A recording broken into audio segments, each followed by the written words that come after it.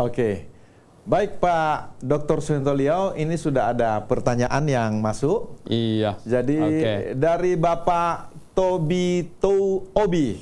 Iya. Selamat sore Pak Suhento. Iya. Maranatha. Maranatha. Ya. Siapa yang membaptis 12 rasul dan kapan? Apakah 12 rasul ini sudah dibaptis dengan Roh Kudus sebelum peristiwa Pentakosta? Kalau tidak, maka kapan terjadi, Pak? Oke. Ya, jangan digeser dulu. Ya. Jadi siapa yang membaptis 12 rasul? Yohanes Pembaptis. Ya, jadi Yohanes Pembaptis. Jadi kecuali Paulus. Paulus dibaptis oleh Ananias di kota Damsik. Ya. Tetapi 12 yang lain dibaptis oleh Yohanes Pembaptis. Nah, itulah sebabnya ya kita orang yang percaya bahwa gereja berdiri waktu Yohanes Pembaptis. Bukan hari Pentakosta. Kenapa? Karena hari Pentakosta Alkitab mencatat ditambahkan 3.000 orang. Kalau ditambahkan kan barangnya sudah ada duluan. Itu baru bisa ditambahkan. Nah, jadi 12 rasul itu dibaptis oleh Yohanes Pembaptis. Bahkan ketika Yudas kacau, kan digantikan sama Matias. Syaratnya adalah yang dibaptis oleh Yohanes Pembaptis. Betul sekali. Jadi dibaptis. Nah, apakah mereka dibaptis dengan Roh Kudus? Saat Yohanes Pembaptis membaptis mereka, itu belum dibaptis Roh Kudus. Karena Yohanes bilang, aku tidak layak. Nanti dia yang akan datang yang akan membaptis kalian dengan Roh Kudus. Gitu. Tetapi para rasul bukan dibaptis Roh Kudus pada hari Pentakosta. Karena di dalam Injil Yohanes di pasal yang ke-20 itu sudah Tuhan Yesus sudah menghembuskan mereka dengan Roh Kudus gitu coba dilihat Yohanes 20 ya, di situ Yesus menampakkan diri kepada murid-muridnya di ayat yang ke-20 ya, pasal Yohanes 20 ayat 20 coba. Yohanes 20 ayat 20 sampai 21 aja. Yohanes 20 ayat 21. Maka kata Yesus sekali lagi, damai sejahtera bagi kamu. Sama seperti Bapa mengutus aku, demikian juga sekarang aku mengutus kamu. Iya. Terus? Dua-dua?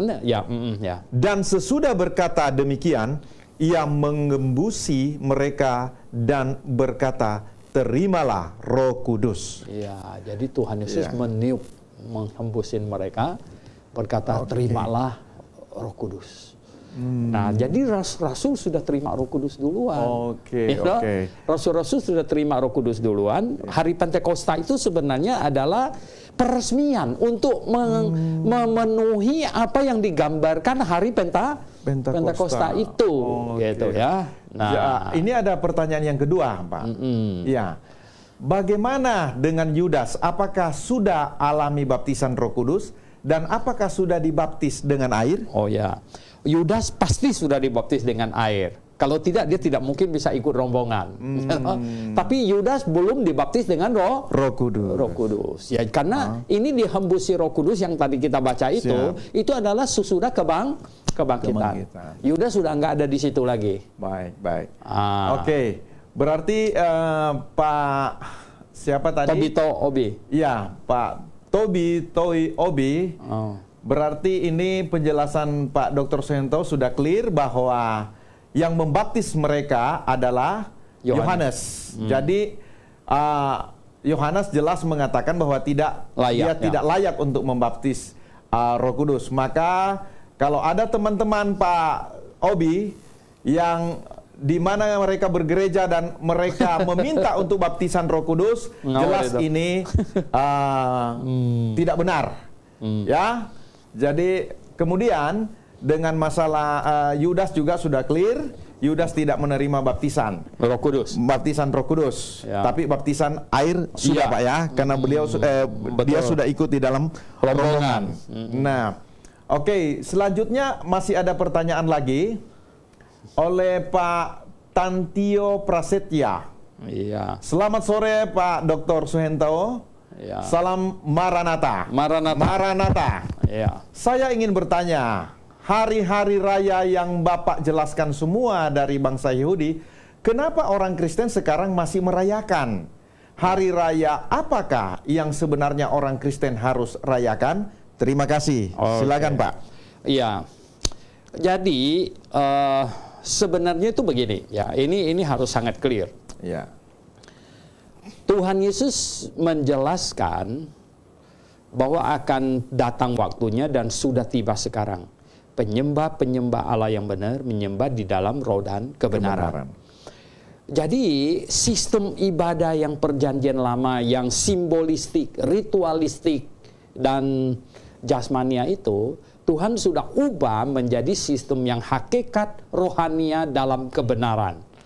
Nah, sistem ibadah perjanjian lama yang simbolistik itu, ya simbolistik itu, kemudian digenapi di perjanjian baru ini. Ya, Paskah kan digenapi. Ya.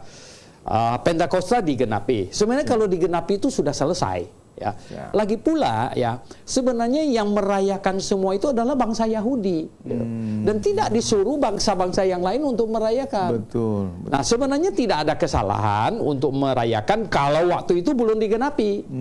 Jadi pada waktu misalnya boleh nggak bangsa non Yahudi kayak Cornelius begitu kan bukan bangsa Yahudi ikut merayakan Paskah boleh memang sangat bagus gitu. Nah tetapi setelah Paskah digenapi kan selesai. Nah, jadi gini loh ya. Kalau kita hari ini tetap merayakan Paskah berarti kita anggap belum digenapi. Nah, padahal sudah digenapi. Jadi hari Pentakosta juga sudah digenapi dan hari ini sebenarnya kita bukan merayakan namanya hari Pentakosta. Namanya kita memperingati hari Roh Kudus diturunkan. Nah, cuman Roh Kudus diturunkan memang memakai hari Pentakosta, begitu. Tuhan Yesus disalibkan menggenapi hari Paskah, begitu. Nah, sekarang bangsa Yahudi mestinya mereka merayakan Pondok Daun. Ya, kita juga lihat ya, kelihatannya Pondok Daun juga itu akan menyangkut memang kedatangan Tuhan Yesus yang kedua kali. Makanya tadi kita baca di dalam Zakaria, ya toh. Katanya apa? Itu orang-orang yang berperang itu. Ayat 16 tadi itu kan. Sama 17 Pak sebenarnya. Maka semua orang yang tinggal dari segala bangsa yang telah menyerang Yerusalem. Nah, itu kan kalau kita ini kaitkan dengan Wahyu pasal 16, di situ kan ada perang Harmagedon. Benar. Nah, perang Harmagedon ini adalah perang yang terakhir ya, perang Harmagedon. Di situ bangsa-bangsa akan menyerang Israel, menyerang Yerusalem. Nah ini kan katanya ini, ya.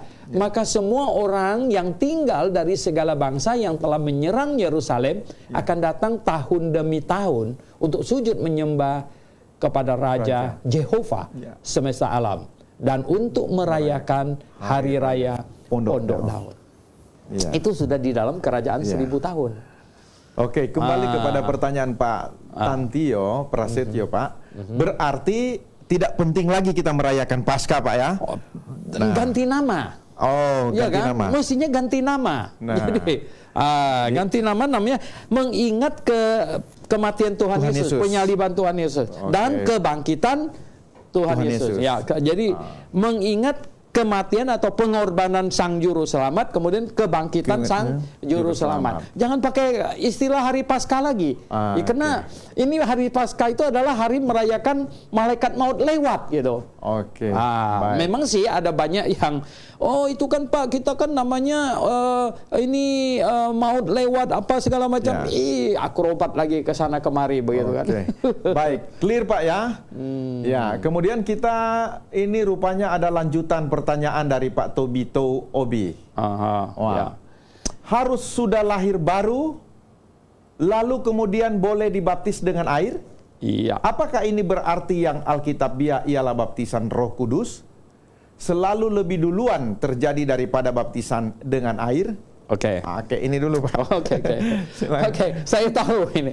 Pak Tobito ini mau bermaksudkan tuh begini. Lah, kalau Yudas dibaptis sama Yohanes Pembaptis kan dia belum lahir baru gitu kan? Benar. Nah, sebenarnya itu begini. Yohanes Pembaptis keluar dan khotbah galak sekali, keras sekali dia khotbah kan. Wah, dia khotbah keras sekali. Dia banyak orang datang mau minta dibaptis ini, ada orang Yahudi. Mungkin kalau sekarang kita bilang nih koruptor pada datang juga ini. Makanya dia berseru keras sekali. Katanya apa? Hasilkanlah buah. Ya, buah pertobatan, ya loh. Hasilkan buah pertobatan, dia bilang. Kapak sudah disediakan di akar pohon, ini tiang tebang ini. Jadi begini ya, banyak orang datang bertobat kepada Yohanes Pembaptis. Datang bertobat. Sebenarnya begini ya, COVID-19 ini, COVID-19 ini banyak orang bertobat. Betul. Waktu itu juga banyak orang datang kepada Yohanes bertobat. Ya. Tapi sekarang begini, orang yang bertobat, tapi kalau tidak ketemu kebenaran, ini nggak bisa. Ya, tidak diselamatkan. Ya. Jadi waktu itu kalau orang Yahudi bertobat, udah salah, kami ini salah. Oh, kami ini salah Tuhan. Tapi waktu Yohanes tunjuk kepada Tuhan Yesus, lihatlah anak domba Allah yang menghapus dosa dunia dan tidak mengikut Yesus, cuman tobat-tobat begitu aja, itu tidak ada gunanya. Nah, jadi begini ya, orang-orang Yahudi ya banyak bertobat. Tapi ketika mereka berhadapan dengan Tuhan Yesus, ekspektasi mereka tuh terlalu tinggi mungkin. Mungkin mereka berharap Mesias, juru selamat itu gagah, ganteng, gayanya masih model kayak anak Herodes begitu kan, begitu. Dan ekspektasi mereka begitu, akhirnya mereka lihat ini orang dari Nazaret nih ya, anak tukang kayu lagi gitu itu, jelek lagi mukanya segala macam. Jadi mereka tidak datang kepada Yesus. Tadinya tuh bertobat datang ke Yohanes Pembaptis gitu loh. Nah, makanya tapi murid-murid Yohanes Pembaptis termasuk rasul-rasul ini mereka datang kepada Yesus. Karena mereka tadinya ini semua Petrus segala macam itu muridnya Yohanes loh. Jadi gini, Yohanes keluar pelayanan ini banyak orang ikut dia. Dan kemudian waktu dia memperkenalkan Tuhan Yesus, murid-muridnya pada ikut Tuhan Yesus. Lalu orang ada lihat, sebagian masih ikut dia, sebagian ikut Tuhan Yesus. Lalu orang kasih tahu dia, wah itu lihat tuh, dia pelayanan Yesus makin hebat nih, kamu punya makin menurun. Kenapa jawab Yohanes Pembaptis? Dia harus makin bertambah. Aku harus makin menurun. Itu dia. Jadi sebenarnya semua murid yang dikumpulkan oleh Yohanes Pembaptis itu diserahkan kepada Tuhan Yesus. Ya, orang boleh bertobat, orang ditangkap karena berbuat jahat dibawa ke kantor polisi, tobat, dia tobat habis gitu kan. Tapi kalau tobat dia tidak ketemu kebenaran, tidak ketemu Tuhan Yesus, yang nggak bisa diselamatkan gitu. Clear Pak Tobi ya. Ini masih ada lanjutan sedikit Pak. Orang-orang zaman Perjanjian Lama kapan mengalami baptisan Roh Kudus? Mereka tidak. Mereka kan berharap, mereka percaya kepada juru selamat yang akan datang. Lanjutan terakhir pertanyaan dari Pak Tobi. Apakah semua yang dibaptis oleh Yohanes harus dibaptis ulang dengan formula sesuai amanat agung yaitu Bapa, Anak, Roh Kudus? Tidak, semua rasul tidak. Petrus tidak dibaptis ulang, Thomas segala macam tidak dibaptis ulang gitu. Ini terakhir mungkin atau berapa pertanyaan lagi dari Pak Tobi ini? Dari mana Yohanes tahu tentang baptisan dan siapa yang memerintahkannya untuk membaptis? Dia jelas, dia kan dikirim oleh Allah Jehovah. Dia tuh Elia. Dia tuh Elia ya.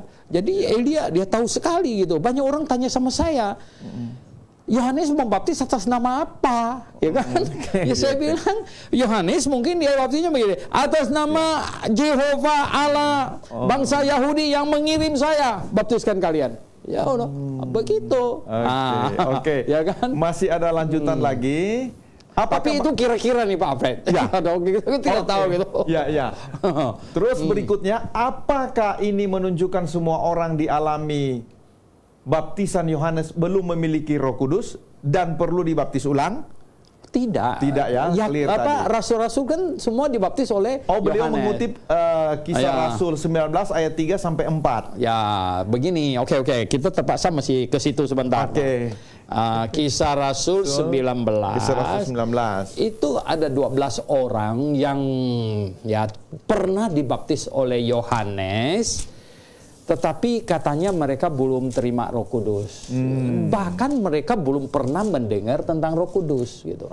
Nah, yang orang ini, orang-orang ini, 12 orang ini, Paulus tes mereka, ternyata mereka belum pernah dengar Roh Kudus segala macam. Dan kelihatannya ini tipe orang yang begini. Ini model kayak Yudas. Jadi begini, waktu itu kan banyak orang dibaptis oleh Yohanes Pembaptis gitu. Ya, tetapi tidak sungguh-sungguh ngerti kebenaran. Makanya saya kan bilang begini. Oke aja orang dibaptis oleh Yohanes Pembaptis, termasuk rasul-rasul dibaptis oleh Yohanes Pembaptis gitu. Ya. Tetapi mereka harus diarahkan untuk ketemu Tuhan Yesus gitu. Jadi kalau dibaptis oleh Yohanes Pembaptis saja sebagai tanda pertobatan dan tidak ketemu Tuhan Yesus, tidak percaya kepada Tuhan Yesus, ya, itu hanya bertobat saja itu belum diselamatkan. Jadi mereka harus percaya kepada Tuhan Yesus. Nah, 12 orang yang di Kisah Rasul pasal 19 itu begitu. Makanya Paulus memberitakan Injil lagi kepada mereka, baru mereka ngerti. Dan akhirnya sekalian dibaptis air dan sekaligus baptis Roh Kudus di situ. Nah, ya, ini cukup banyak yang masih masuk pertanyaan, Pak Tobi. Kita jelas ya, tadi Pak Suhento sudah memaparkannya. Kemudian kita masuk pada pertanyaan berikutnya. Ini dari... Sama-sama, Pak Tobi. Masih Pak Tobi ya. Pertanyaan ke-8 ya. Praktek penumpangan tangan yang Alkitabiah kapan saja dilakukan? Kisah Para Rasul 19 ayat 6. Dan ketika Paulus menumpangkan tangan di atas mereka, turunlah Roh Kudus ke atas mereka. Dan mulailah mereka berkata-kata dalam bahasa roh dan bernubuat. Ya, sebenarnya Yohanes sama Petrus sudah pergi duluan ke Samaria. Dan menumpangkan tangan atas orang Samaria dan mereka juga langsung dibaptis dengan Roh Kudus. Ya, jadi orang-orang Samaria itu mendengar penginjilan yang dilakukan oleh Filipus diaken ini, bukan Filipus rasul ya. Dan mereka bertobat dan percaya, tapi belum turun Roh Kudus di wilayah Samaria. Nah, oleh sebab itu, ya ini di hari Pentakosta ini sekalian kita mesti bereskan begini ya. Jadi di Yerusalem turun Roh Kudus, pembaptisan Roh Kudus 1 kali ya, dan tidak pernah diulang lagi. Nah, kemudian di Samaria turun Roh Kudus dan pembaptisan Roh Kudus juga 1 kali, tidak pernah ulang lagi. Kemudian di seluruh Yudea diwakili di Kaisaria di rumahnya Cornelius ya, terjadi pembaptisan Roh Kudus, turun Roh Kudus dan 1 kali dan tidak pernah ulang. Dan yang tadi disebut itu yang di Kisah Rasul 19 itu di luar Yahudi. Kelihatannya itu mewakili seluruh wilayah seluruh dunia, turun Roh Kudus dan tidak pernah ulang lagi. Nah, jadi kelompok yang berkata akan ada pembaptisan Roh Kudus lagi segala macam, itu sesat. Ya. Nah, itu sesat. Ya, jadi tidak ada lagi yang namanya Pentakosta kedua, ala Pentakosta ketiga, ala segala macam, itu nggak benar. Itu pasti sesat. Gitu. Sebelum kita lanjutkan pertanyaan dari Novita Piong, apa yang disampaikan oleh Pak Dr. Suhento Liau, pemirsa, sahabat kebenaran yang Tuhan Yesus kasihi, gereja manapun yang masih melakukan praktek baptisan Roh Kudus sesat. Iya. Dan saya himbau kepada saudara-saudara, secara tidak kebetulan mungkin saudara menonton atau mendengar siaran streaming pada sore hari ini. Jika saudara berada di dalam gereja tersebut, maka saudara tentu melakukan praktek juga kesesatan. Begitu juga mungkin ada hamba Tuhan yang mendengar langsung siaran ini. Juga saya menantang saudara untuk merendahkan diri dan berhenti melakukan praktek seperti ini, karena Pak Dr. Suhento Liau katakan jelas barusan bahwa sesat. Ya. Baik, kita akan lanjut kepada pertanyaan Novita Piong. Pak, apakah Yohanes sendiri ada dibaptis? Kalau Yohanes dibaptis, dia bukan Yohanes Pembaptis, namanya Yohanes Dibaptis, gitu. Dia khusus, dia satu-satunya yang khusus yang dikirim datang untuk membaptis, makanya disebut Yohanes Pembaptis gitu. Oh, oke. Jadi jelas berarti Pak Yohanes Yohanes Pembaptis ini tidak dibaptis. Oh ya, dia pembaptis. Bukan dibaptis. Oke, baik. Di dunia sekarang muncul banyak Yohanes, gitu. Tapi Yohanes dibaptis, bukannya pembaptis. Gitu. Baik. Ya. Oke, lanjut kita dari ini masuk kepada pertanyaan terakhir. Selamat sore, Pak Dr. Liao dan Om Alfred. Maaf kalau sedikit out of topic. Keluar dari topik ini ya. Saya ingin bertanya kepada Pak Dr. Liao yang berposisi sebagai seorang fundamentalis. Pertanyaan yang pertama ditanyakan juga kepada tokoh awal gereja abad keempat, Athanasius. Ketika semua orang termasuk kaisar dan para pemimpin gereja pada saat itu memihak Arianisme, yaitu the whole world is against you. Why do you keep doing what you are doing? When will you lay your armor down? Terima kasih, Dr. Liao. Sebenarnya begini, saya barusan tulis satu artikel yang judulnya kita mencari titik temu atau kita mencari kebenaran. Ya kan? Jadi sekarang kita mencari apa? Kalau kita mencari titik temu, ya, kalau kita mencari persahabatan, ya loh, kita akan mengutamakan kesamaan dan menyingkirkan perbedaan. Berarti kompromi dong, Pak? Oh ya, sebenarnya begitu. Ya kan? Artinya kita mencari apa? Kita kalau mencari titik temu, kan, ya toh? Mencari titik temu berarti perbedaan harus kita singkirkan. Gitu. Masih toh? Karena kita mencari titik temu, gitu. Tetapi kalau kita mencari kebenaran, ini dia. Kalau kita mencari kebenaran berarti apa? Bagi saya yang penting itu kebenaran. Nah, sebenarnya kita kan tidak mau bersikap keras-keras bagaimana, ya nggak Pak Fred? Benar. Kita nggak mau, tapi kita mau tidak mau harus menyatakan kebenaran. Makanya kita selalu dengan suara saudara yang terkasih di dalam Yesus, ya toh. Jadi kita mau cari yang benar gitu.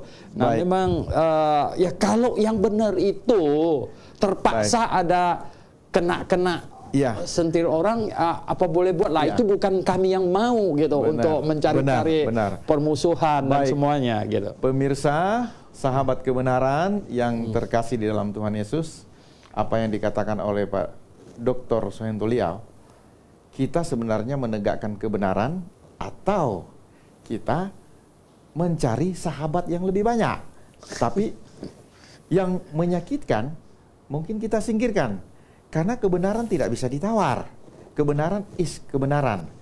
Jadi Pak Dr. Suhento Liao barusan mengatakan bahwa apapun yang kita sampaikan itu harus kebenaran berdasarkan Alkitab. Ini tidak bisa ditawar. Waktu kita sebentar lagi akan berakhir, mungkin masih ada pertanyaan dari saudara-saudara, tentu tidak bisa lagi kita akan menjawabnya, tetapi melalui layanan WA, silakan ini masih bisa ditanyakan dan langsung dijawab. Baik, sebentar lagi kita akan mengakhiri acara belilah kebenaran dan jangan menjualnya. Dan saya berikan kesempatan kepada Pak Dr. Suhento Liao untuk menyampaikan kata penutup. Oke, jadi pemirsa sahabat kebenaran, ya. Karena walaupun Alkitab kita satu, tapi isi kepalanya berbeda-beda, maka pasti ada banyak pendapat. Tetapi, ya, seperti Pak Alfred tadi katakan juga, saya juga menghimbau, kita mencari kebenaran. Ya. Tentu dengan sikap penuh kasih. Ya. Kami mau penuh kasih. Kita tidak sedikit pun terpikir untuk memakai cara-cara yang kasar, kekuatan, otot, bahkan tidak mau pakai kekuasaan pemerintah atau apapun. Karena untuk mendapatkan kebenaran hanyalah melalui argumentasi yang didasarkan pada Alkitab dengan akal budi yang Tuhan berikan kepada kita. Oleh sebab itu, marilah kita lakukan itu. Mengajak kepada semua pemirsa, sahabat kebenaran. Kita cari kebenaran dan pegang kebenaran. Terima kasih. Baik, demikianlah sahabat kebenaran yang berada di seluruh Indonesia yang bisa menangkap siaran streaming live pada sore hari ini. Demikianlah paparan firman Tuhan, acara kita pada hari ini. Dan tentu pada minggu depan kita akan bertemu kembali. Siapkan pertanyaan saudara, siapkan waktu saudara. Amin. Karena kesempatan seperti ini tentu tidak selalu ada. Baik, kami sampaikan terima kasih untuk semua sahabat-sahabat yang kebenaran yang ada di seluruh Indonesia. Dan akhir kata kami sampaikan Maranatha. Maranatha.